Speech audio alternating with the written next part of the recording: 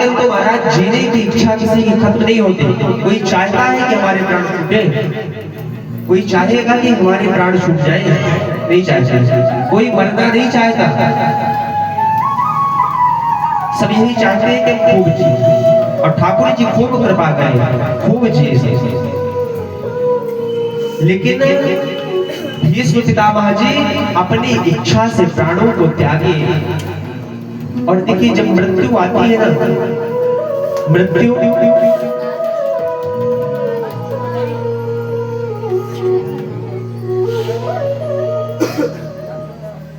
जब मृत्यु आती है महाराज, मृत्यु अटल है, मृत्यु को कोई टाल नहीं सकता। और तो हर एक चीज को आप धकेल सकते हो, लेकिन मृत्यु को नहीं टाल सकते। एक बात बताइए, कथा, छोटी सी कथा कि देखो मृत्यु जब आती है ना, तो कोई कितना भी प्रयास कर ले, मृत्यु को रोक नहीं पाता है। गरुड़ पुराण की एक कथा है, गरुड़ पुराण में सुंदर कथा आती है गरुड़ देव की और तोते की। उसमें ये दर्शाया गया कि एक तोते में और गरुड़ जी में बहुत मित्रता, खास मित्रता। एक दिन महाराज तोता जो था तो एक डाल पे बैठा था, एक सुंदर डाल, उस पे तोता बैठा है। नीचे से यमराज जा रहे थे, ध्यान से सुनिएगा, बस 20 मिनट की और कथा, 20 मिनट सब शांति से बैठे रहिए। तो तोता जब वहां से, तोते की और गरुड़ भगवान की खास मित्रता हुई।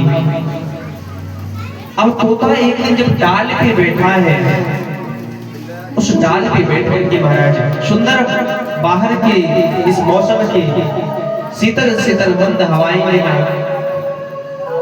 नीचे से यमराज जी जा रहे थे। यमराज जी तोते को देखे और तोते को देख करके हंसने लगे। यमराज जी जब तोते को देख करके हंसे तो महाराज ये सत्य है, संसार में चाहे कोई भी हंस ले, लेकिन यदि यमराज हंस पड़े तो बात तो गड़बड़ है। तोते को भी लगा कि और कोई हंसता तो ठीक है, लेकिन यमराज हंसे निश्चित कोई ना कोई बात है। तोते के मन में डर बैठ गया। और महाराज में तोता जो था,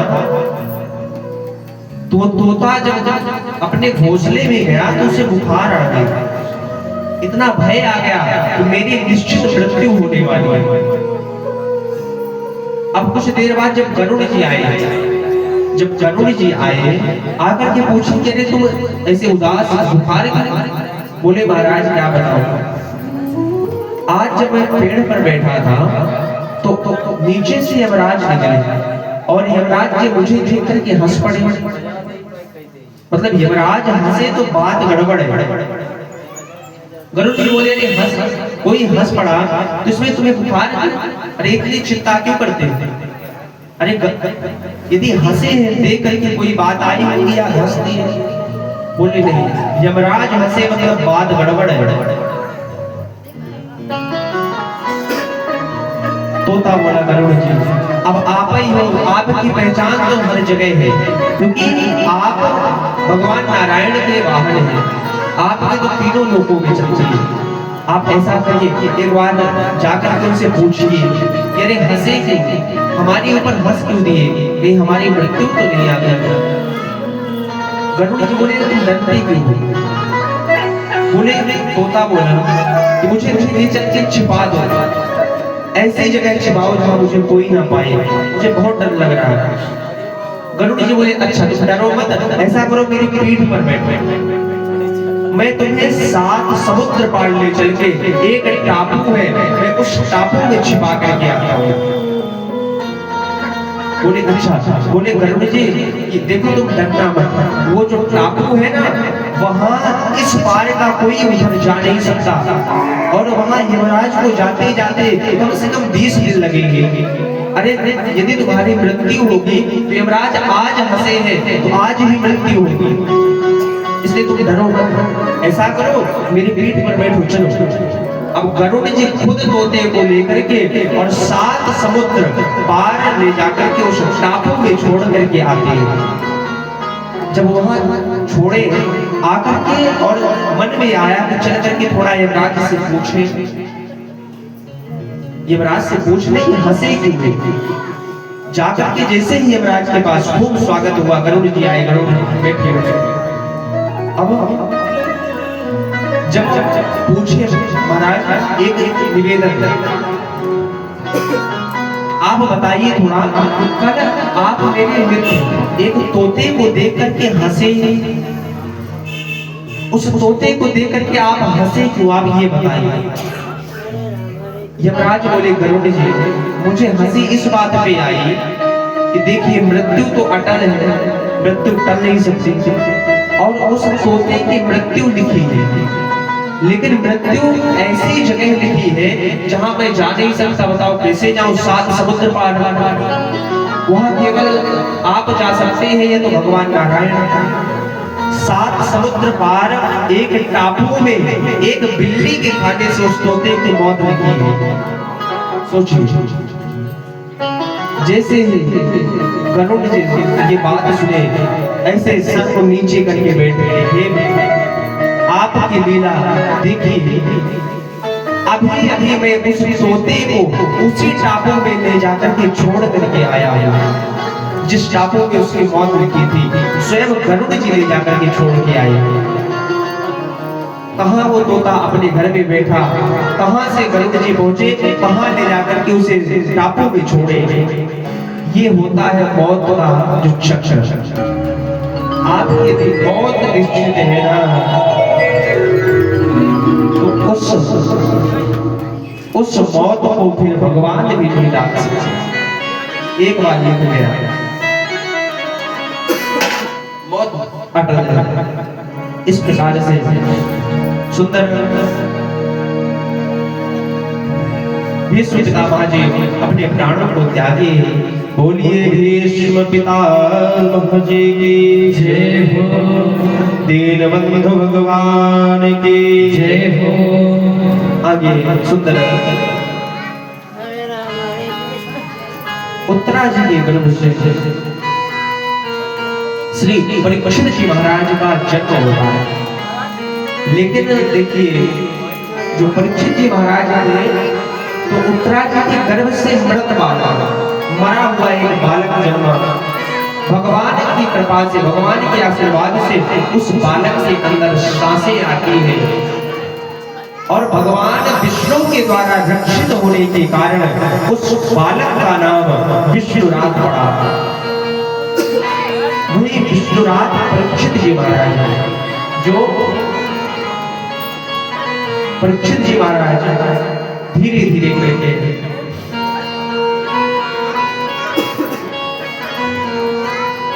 करके बड़े हुए। इधर जो 5 पांडव हैं, द्रौपदी जी के सहित हिमालय की यात्रा पर जाते हैं। धीरे धीरे करके जब हिमालय चढ़ने लगे, सभी का शरीर बर्फ के सीजन से, ठंडक से गल गल करके बर्फ बन के जम गया। और इधर अब परीक्षित जी महाराज जब बड़े हुए धीरे धीरे करके, तो परीक्षित जी महाराज को जन्मेजय सहित 4 पुत्र हुए। परीक्षित जी महाराज का विवाह हुआ तो इनको 4 संतानें हुई, जिसमें जन्मेजय जी। अब परीक्षित जी महाराज जब बड़े हो गए, विवाह हुआ, तो ये राज्य पाठ को संभालने लगे। राज्य को संभालते एक दिन मन के विचार आया, महाराज बहुत दिन से आज नगर में भ्रमण देंगे, चल करके भ्रमण करेंगे। भ्रमण करने के लिए देखिए मार्ग में कोई छोटा सा पौना, काला काला पहने, हाथ में बड़ा सा डंडा, एक गाय और बैल के जोड़े को डंडे से मार रहा।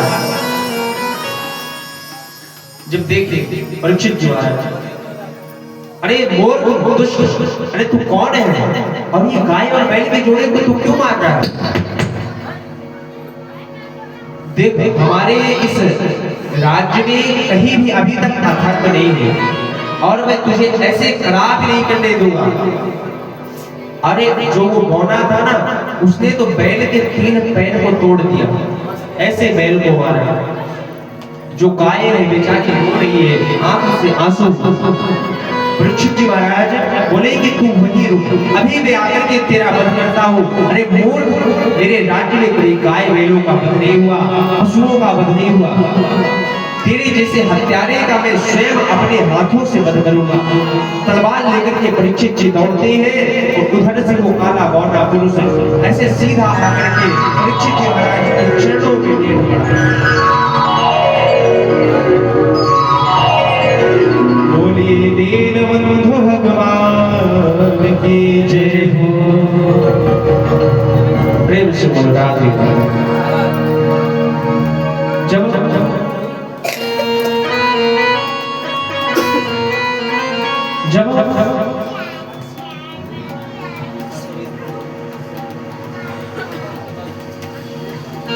परीक्षित जी महाराज जैसे भी देखे पैर में ऐसे सीधा लेटा परीक्षित जी महाराज उठाए, क्योंकि देखिए क्षत्रिय, परीक्षित जी महाराज क्षत्रिय थे और क्षत्रियों का धर्म है कि शरण में आएगा ब्राह्मण का, निर्धन का और जो दीन हो, दुखियारा हो। ये क्षत्रियों का धर्म है। अच्छा एक बार हाथ उठाइए, क्षत्रिय कौन कौन है? ठाकुर कौन क्षत्रिय? आप सुनिए, आपका ये धर्म है और हमारा ये कर्म है कि हम बताएं, और आपका धर्म है कि आप सुने। क्षत्रियों का ये धर्म है कि कभी ब्राह्मण का शरण में आएगा, दीन का अर्थात जो दुखियारा हो और जो भगवान का भक्त हो, उसका कभी वध नहीं करना चाहिए। बाकी क्षत्रियों का प्राचीन से शिकार खेलना चला आया है राजाओं का, लेकिन ये नहीं कि हाथ में तलवार हो तो जिसे पाओ तो सितारा, ये नहीं। जी क्षत्रियों का धर्म है कि अपनी प्रजा का, क्षत्रिय स्वयं में अपना राजा है और क्षत्रिय का धर्म है सबकी रक्षा करना। हाथ में तलवार इसलिए दी जाती है कि अपनी प्रजा का, वो प्रजा की सुरक्षा कर सके।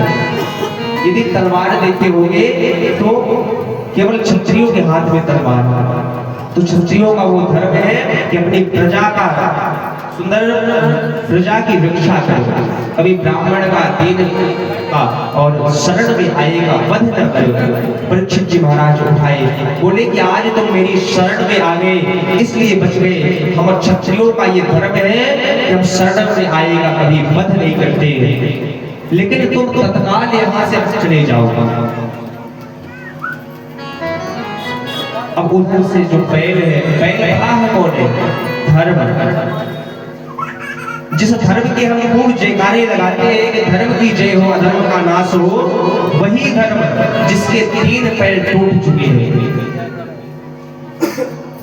3 पैर टूटे हुए महाराज, कौन कौन सा?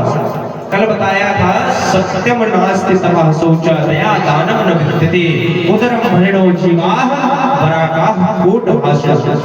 न सत्य न दया न दान, सत्यम नास्ति तपः, तप नहीं, शौच यानी शुद्धता, दया दानम न विद्यते, ना कहीं दया है ना कहीं दान, केवल और केवल है तो पता है क्या?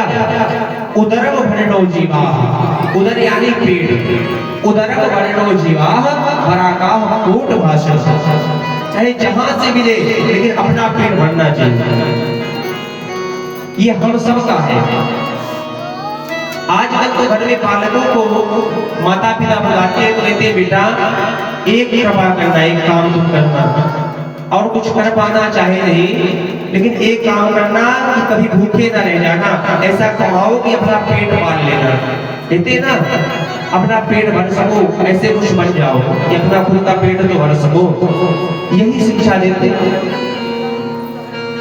अरे मातो पिता बालक ही बुलावही, मातो पिता बालक ही बुलावही, मातो पिता बालक ही बुलावही, उदर भरे सोई धर्म सिखावही, उदर